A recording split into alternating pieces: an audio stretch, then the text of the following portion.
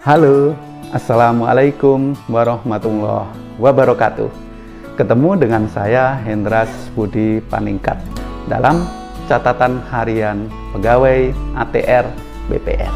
Nah, kali ini saya akan membahas tentang hubungan batas desa atau kelurahan dengan hak atas tanah. Nah, sebagaimana dijelaskan dalam video saya sebelumnya tentang batas desa, bahwasanya batas desa ya tidak menghapus hak atas tanah ya, hak keperdataan, hak ulayat masyarakat. Nah, di sini apa sih hubungan antara batas desa, kelurahan dengan hak atas tanah atau sertifikat tanah? Nah, begini ya guys ya pendapat saya.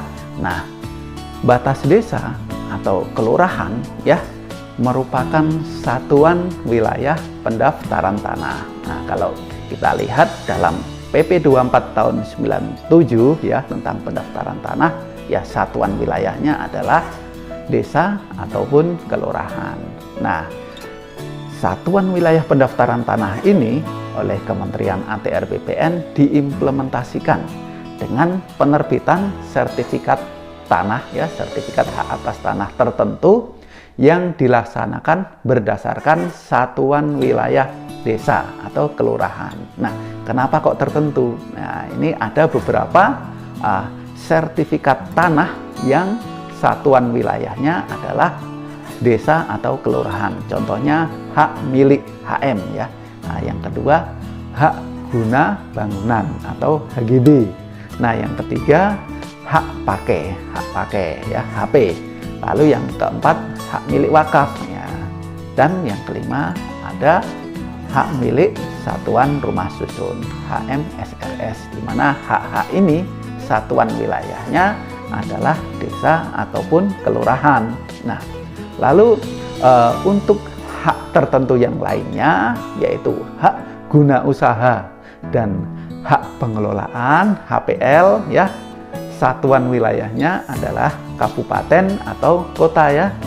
Nah, kenapa HGU dan HPL ya, hak guna usaha dan hak pengelolaan satuan wilayahnya kabupaten atau kota? Karena luas dari HGU atau HPL ya cenderung luas ya guys. Nah, bisa mencapai ribuan hektar dan bisa mencakup beberapa desa ataupun kelurahan, 3-4 desa kelurahan. Nah, itu luas. Nah, bahkan mencakup beberapa kecamatan juga bisa menyeberang ke kecamatan lainnya, sehingga dalam tata kelola administrasi pendaftaran tanah satuan wilayahnya adalah apa? Kabupaten ataupun kota. Nah, karena sistem administrasi pendaftaran tanah kita satuan wilayahnya desa atau kelurahan, di sini ya logisnya dapat dipastikan tidak ada nomor yang sama dalam sertifikat ya, tidak ada nomor yang sama terhadap suatu sertifikat dalam kelurahan yang sama.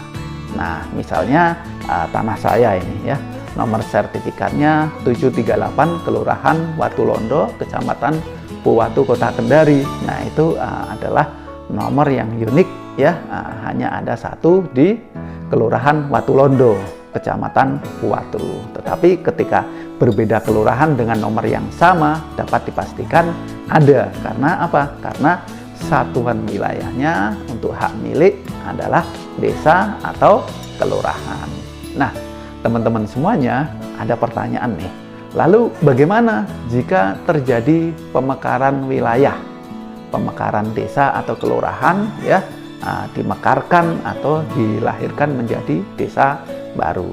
Nah, teman-teman semuanya, jika terjadi pemekaran wilayah, nah di sini saya sarankan sesuai dengan azas pendaftaran tanah, yaitu azas mutakhir pendaftaran tanah, maka ketika terjadi pemekaran wilayah, nah terhadap sertifikat yang telah terbit dengan wilayah atau desa, dengan wilayah desa atau kelurahan yang lama, di mana wilayah tersebut sudah mekar atau berganti menjadi wilayah desa atau kelurahan yang baru, maka sebaiknya mengikuti asas mutakhir pendaftaran tanah, ayo segera dilakukan layanan pemeliharaan data pendaftaran tanahnya melalui permohonan penerbitan sertifikat tanah pengganti ya.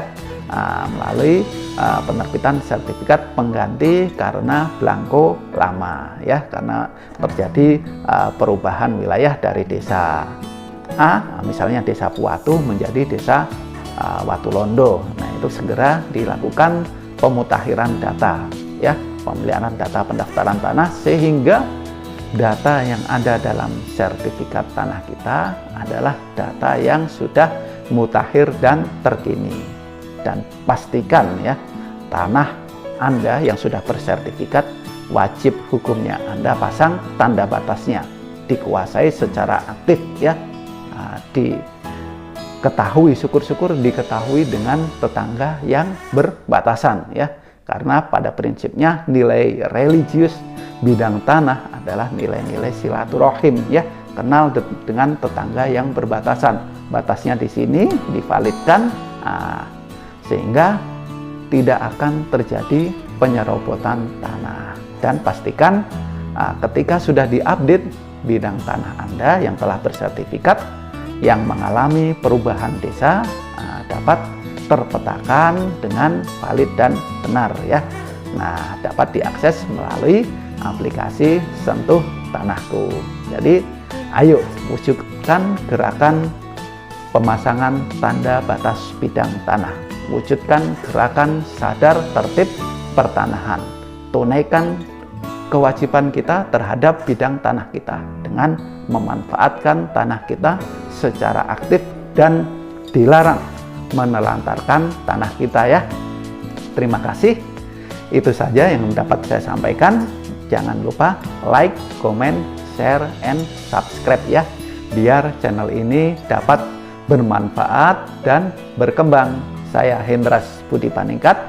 Assalamualaikum warahmatullahi wabarakatuh.